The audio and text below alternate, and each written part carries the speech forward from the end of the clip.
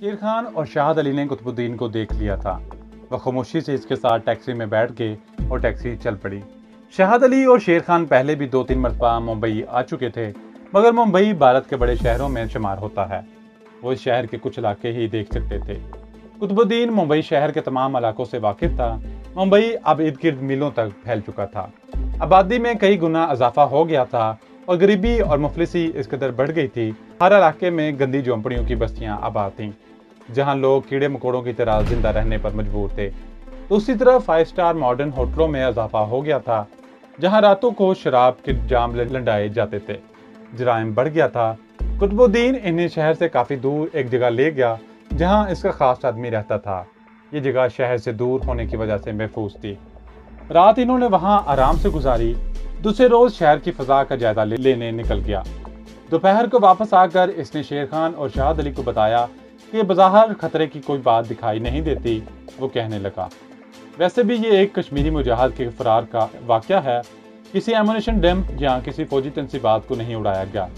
इस वजह से यहाँ पुलिस वगैरह की कोई खास सरगर्मी दिखाई नहीं दे रही।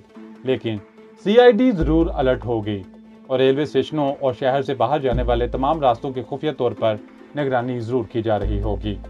इसलिए तुम्हें हर हालत में मोहतात रहने की ज़रूरत है। शाहद अली ने कहा, मेरा तो ख्याल है कि हमें यहाँ ज़्यादा देर नहीं रुकना चाहिए। बेहतर यही है 2-1 दिन में ही यहाँ से कश्मीर की तरफ रवाना हो जाएं। जिस खास आदमी के यहाँ ये सरफरोश प्लान लिए हुए थे, इसका नाम तो कुछ और था, मगर हम इसे कमाल अहमद के नाम से पुकारेंगे। कमाल अहमद ने कहा, मुंबई से कश्मीर तक बड़ा लंबा सफ़र है। मैं समझता हूँ कि आप लोगों को हर तरफ से इत्मीनान कर लेने के बाद कदम बाहर निकालना चाहिए। शेर खान बोला, कुछ भी हो, हमारा इस जगह ज़्यादा देर पड़े रहना हमारे लिए खतरनाक साबित हो सकता है। कमाल अहमद कहने लगा, यहाँ से आप रेलगाड़ी के जरिए ही अपना सफ़र शुरू करेंगे। मुंबई के 2 रेलवे स्टेशन हैं। दोनों जगहों से दिल्ली पहुँचने की तरफ गाड़ियाँ जाती हैं। दोनों स्टेशनों में से मुंबई के पूरी बंदर के स्टेशन पर से ज़्यादा गाड़ियाँ चलती हैं और वहाँ पुलिस भी भारी तादाद में हर वक्त मौजूद होती है। इसलिए मेरा मशवरा ये है कि आप लोगों को बम्बई सेंट्रल के स्टेशन से दिल्ली या पंजाब को जाने वाली कोई गाड़ी पकड़नी चाहिए। कुतुबुद्दीन ने कहा, मेरी तजवीज़ ये है कि शेर खान और शाहद अली दोनों मुजाहिदों को कोई ऐसा बेस बदल कर ये तवील सफ़र करना चाहिए कि जिसकी वजह से ना तो इन्हें कोई आसानी से पहचान सके और ना ही इन पर कोई शक पड़े। शेर खान बोला, हम देहाती लिबास पहन कर निकलेंगे। कमाल अहमद ने कहा, मुंबई के इलाके का देहाती लिबास तो महाराष्ट्र के सूबे तक ही तुम्हारा साथ दे सकेगा। इसके आगे मध्य प्रदेश शुरू हो जाता है, वहाँ का देहाती लिबास दूसरा होता है। इसके बाद फिर उत्तर प्रदेश आ जाएगा, इसके आगे पंजाब शुरू हो जाएगा। इन सूबों का देहाती लिबास यहाँ के देहाती लिबास से बिल्कुल मुख्तलिफ होता है। इन सूबों में पहुँचने के बाद लोग ज़रूर आपको देख कर शक करेंगे कि ये महाराष्ट्र के देहाती यहाँ क्या कर रहे हैं। ये तो तुमने बिल्कुल ठीक कहा, कुतुबुद्दीन बोला। शाहद अली कहने लगा, एक ही बेस ऐसा है जो हर सूबे में तकरीबन एक जैसा होता है। वो क्या है? शेर खान ने पूछा। शाहद अली बोला, सांप का तमाशा दिखाने वाले सपेरों का बेस। शेर खान ने कुतुबुद्दीन की तरफ देखा। कुतुबुद्दीन ने कमाल अहमद की तरफ देखा और पूछा, क्या ख्याल है तुम्हारा? कमाल अहमद कहने लगा, शाहद भाई की तजवीज़ तो बड़ी माकूल है। सपेरों का बेस भारत के शुमाली और शुमाल मगरबी इलाके में एक ही जैसा होता है, लेकिन इसके लिए आदमी को सांप की थोड़ी बहुत समझबूझ ज़रूर होनी चाहिए, क्योंकि अगर आप लोग सपेरों के बेस में होंगे तो आपको अपने पास 2-4 सांप ज़रूर रखने पड़ेंगे। इनमें जहरीले सांप भी हो सकते हैं। शेर खान ने मुस्कुराते हुए कहा, शायद आप लोगों को मालूम नहीं कि शाहद अली सांपों की बहुत समझबूझ है। ये जम्मू के एक सपेरे की शागिर्दगी भी करता रहा है। कमाल अहमद खुश होकर बोला, जब तो फिक्रमंद होने की कोई बात ही नहीं है, लेकिन आप दोनों को हुलिया भी सपेरों वाला ही बनाना होगा। सर के बाल तो आप दोनों के काफ़ी बड़े हुए हैं।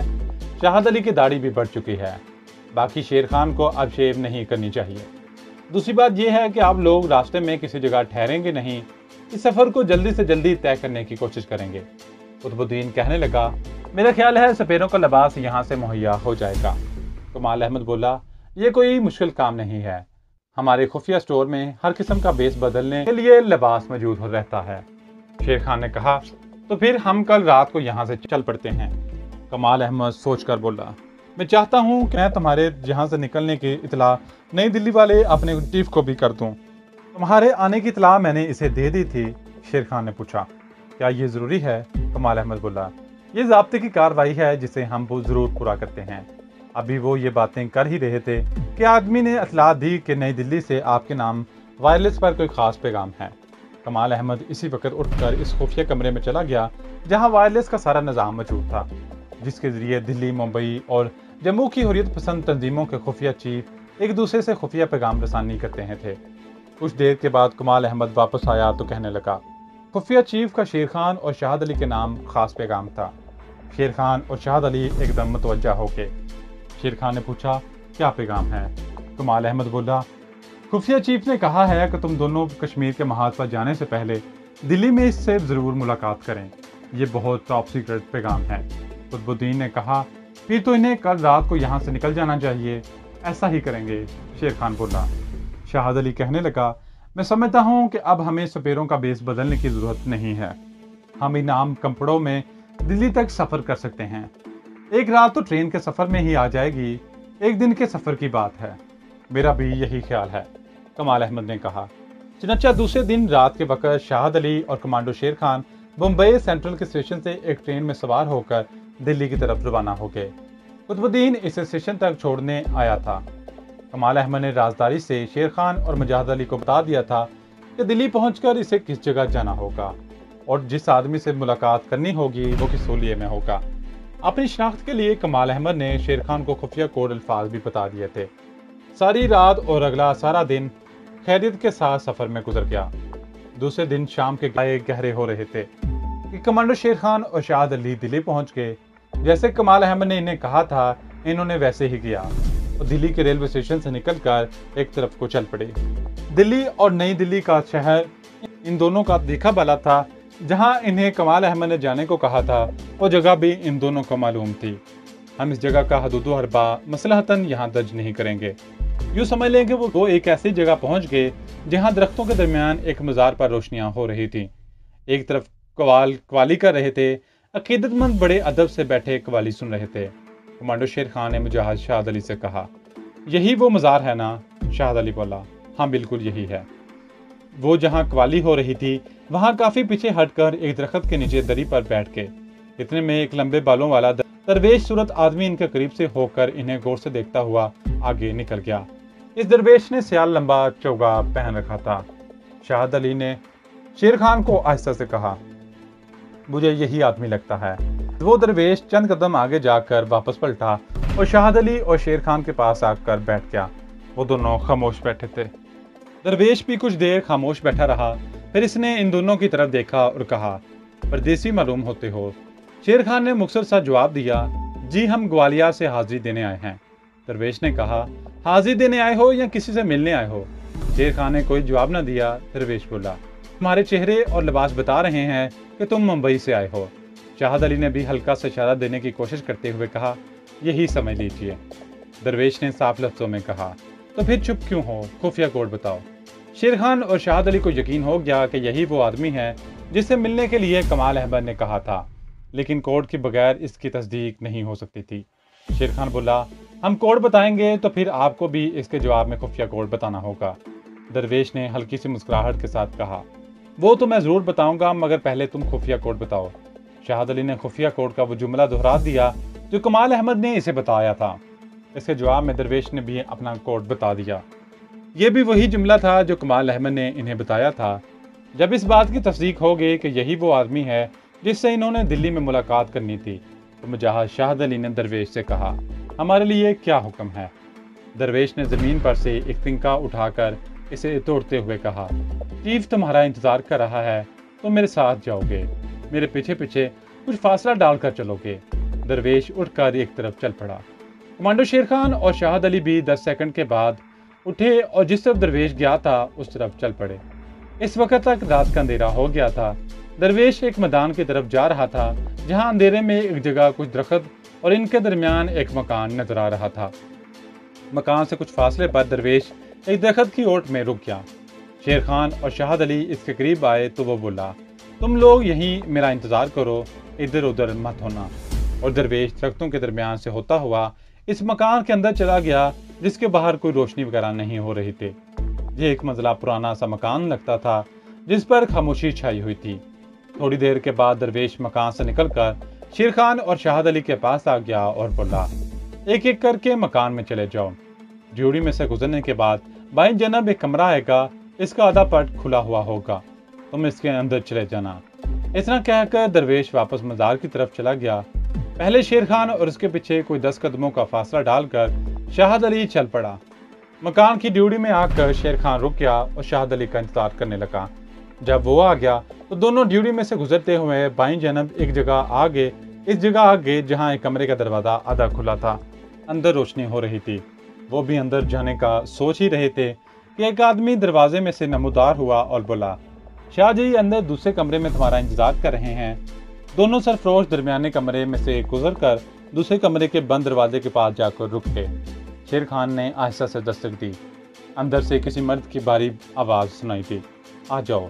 शेर खान और शाहद अली कमरे में दाखिल हो गए। ये छोटा सा कमरा था। दीवार के साथ एक तख्त पोश पर कलीन बिछा था। गाओ तकिए लगे थे और एक सफ़ेद रीश बुजुर्ग गाओ तकिए के सहारे टेक लगाकर बैठे थे। दोनों मुजाहिदों ने सलाम किया और तख्त पोश के आगे में जो मुंडे पड़े थे इन पर बैठ गए। कमरे में बिजली की रोशनी हो रही थी। शाह जी ने दोनों पर गहरी निगाह डाली। इसके बाद कहा, मैंने तुम दोनों को पहचान लिया है। तुम्हारी 2 तस्वीरें मुझे मिल चुकी हैं। वहां से उठकर मेरे पास आकर बैठ जाओ। कमांडो शेर खान और मुजाहिद शाहद अली उठकर शाह जी के पास तख्त पोश पर बैठ गए। शाह जी ने अपने तकिए के नीचे से एक लिफाफा निकाल कर खोला। इसमें जर्द रंग का मोटा कागज तय किया हुआ था।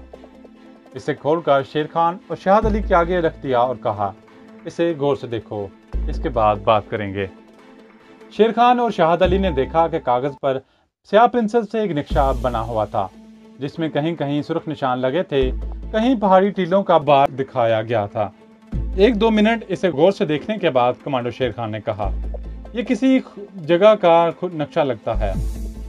शाह जी बोले, हाँ, इस नक्शे की तफसील बताने से पहले तुमसे 2 ज़रूरी बातें करना चाहता हूँ।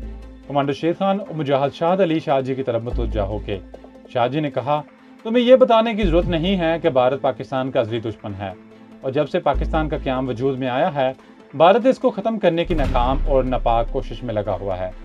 इस मकसद को हासिल करने के लिए वह पाकिस्तान पर 3-4 बार हमला भी कर चुका है, जिसमें इसे हर बार शिकस्त का सामना करना पड़ा है। तुम्हें यह भी मालूम है कि पाकिस्तान की सालमियत पर भारत एक दूसरे महाज से भी बराबर हमले कर रहा है। ये महाज फौजी महाज से ज़्यादा खतरनाक महाज है और ये महाज इसकी बदनाम ज़माना सीक्रेट एजेंसी रा का महाज है। ये खुफिया अदारा बराह रास्त भारत की मरकजी वजारत दफा की ज़ेर निगरानी काम कर रहा है और भारत का प्रधानमंत्री यानी वज़ीर आज़म इस अदारे का सरबराह होता है। अब मैं दूसरी बात करता हूँ। दूसरी बात यह है कि भारत मैदान जंग में पाकिस्तान की दलेर और बहादुर फौज का मुकाबला नहीं कर सकता। भारत के पास जंगी साजो सामान का ढेर लगा है और जदीद से जदीद तरीन असला और तोपें मौजूद हैं, लेकिन जंगी साजो सामान और असला खुद नहीं लड़ा करते, इसे आदमी लड़ाते हैं। भारत की फौज का कोई मदीन मजहब नहीं है। इनमें मुसलमानों वाला वो जज्बा नहीं है कि जो हर मुसलमान का ईमान है, यानी अल्लाह की राह में जान कुर्बान कर देना। मैं भारत की फौज का एक रिटायर्ड सूबेदार मेजर हूँ। मैंने इंडियन आर्मी को बड़ी करीब से देखा है। मैदान जंग में भारतीय फौजी मोर्चे के अंदर बैठकर लड़ते हैं। वो कंपनी कमांडर के हुक्म पर एडवांस भी करता है और दुश्मन के मोर्चों पर अटैक भी करता है, लेकिन अपनी जान बचाने और अपने माँ बाप और बीवी बच्चों के पास जाने का ख्याल हर वक्त इसके दिलो दिमाग में हावी रहता है। चनाचा जहाँ पाक फौज का जवान दुश्मन से लड़ते हुए अल्लाह की राह में शहीद हो जाता है, वहाँ भारतीय फौजी जान बचाकर भाग जाता है। अगर भाग ना सके तो या कैद हो जाता है या पीछे या सामने से आने वाले किसी गोली का शिकार हो जाता है। इस तरह मर जाता है जिस तरह कोई कीड़ा मकोड़ा जान बचाने की कोशिश करते हुए पाँव के नीचे आकर कुचला जाता है। भारतीय फौज की हाई कमांड को अपनी फौज की इस बुज़दिली का बुरा इल्म है, मगर भारतीय फौजी हाई कमांड के पास इसका कोई इलाज नहीं है। मासवा इसके कि भारत कोई ऐसी शय ईजाद करे कि जो तोप, मशीन गन और राइफल के मुकाबले में कई हज़ार गुना ज़्यादा तबाही फैला सके और जिसको चलाने के लिए बुज़दिल भारतीय फौजियों की ज़रूरत ही ना पड़े और सिर्फ एक बटन ही दबाना पड़े। चनाचा भारत ने खुफिया तौर पर एटमी प्रोग्राम पर अमल शुरू कर दिया है और फिर एटमी धमाके करके एटमी ताकत बन गया है। इसका ख्याल था कि पाकिस्तान इस मैदान में इसका मुकाबला नहीं कर सकेगा, लेकिन पाकिस्तान ने इसके जवाब में एटमी धमाका कर दिया। अब एक बार फिर भारत की فوجی ہائی کمانڈ کے آفیسرز سر جوڑ کر بیٹھ گئے ہیں کہ اب کیا کیا جائے۔ چنانچہ اب انہوں نے پاکستان پر فیصلہ کن حملہ کرنے کے لیے ایک نئی خفیہ پروجیکٹ پر کام کرنا شروع کر دیا ہے۔ اتنا کہہ کر شاہ جی خاموش ہو گئے۔ کمانڈر شیر خان نے پوچھا، سر یہ خفیہ پروجیکٹ کیا ہے؟ شاہ جی نے انگلی اپنے ہونٹوں سے لگا کر شیر خان کو خاموش رہنے کا اشارہ کیا۔ اتنے میں مجاہد چائے کے ساتھ کھانے پینے کا فکر آ گیا۔ پہلے کچھ کھا پی لیں پھر باتیں کریں گے۔ جب مجاہد چلا گیا تو شاہ جی بولے، ہماری تنظیم کے مجاہد اسلام اور پاکستان کے سچے جانثار ہیں۔ ان کی وفاداری شک و شبے سے بالاتر ہے۔ اس کے باوجود بعض معاملات میں مجھے ان سے بھی رازداری سے کام لینا پڑتا ہے۔ اس لیے میں اپنے مجاہد کے قدموں کی آہٹ سن کر خاموش ہو گیا تھا۔ اب کھانا پینا شروع کر دو۔ کھانا سادہ مگر بڑا لذیذ تھا۔ کھانا کھانے کے بعد چائے کا دور چل پڑا۔ اس دوران شاہ جی شیر خان اور مجاہد شہاد علی کے ساتھ ان کا دلیرانہ مارکوں اور کشمیری مجاہدین کی جاں بازی کے بارے میں باتیں کرتے رہے۔ کہنے لگے، وہ وقت اب زیادہ دور نہیں ہے، بھارت کو کشمیر خالی کرنا پڑے گا اور کشمیریوں کو ان کا حق ملتا رہے گا۔